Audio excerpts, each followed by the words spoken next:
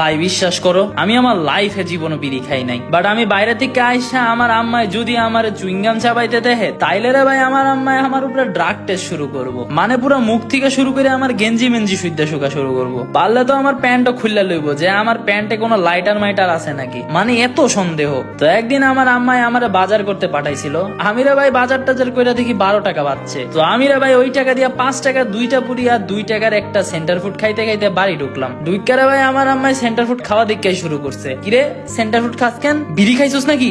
আমি কইলাম আরে না কি যে কও এমনি খাইতাছি। তো আমার আম্মায় বাজারের হিসাব টিসাব মিলাইয়া দেখে 12 টাকা কম। তো আমার আম্মায় আমারে হুট কইরা কয় কিরে 12 টাকা কই কি খাইছস? আমি কইলাম পুরি টুরি খাইছি। এইটা হইনা রে ভাই আমার আম্মায় কয় মিথ্যা কথা তো ভালো শিখছস, কি 12 টাকা দিয়ে বেনসন খাইছো? বেনসন ভালোই ভালোই ক কি খাইছস, নাইলে তোর আব্বারে কইমু। আমি রে ভাই আবার রাইগা মাইগা পন্ডিতি কইরা কইলাম যে আরে আম্মু তুমি এবার বেশি বেশি করতাছো, আমি এমন কিচ্ছু খাই নাই। আরে এমনি তো বেনসনের দাম 20 টাকা, লাকি স্ট্রাইক না 12 টাকা। It was at this moment that he knew he fucked up.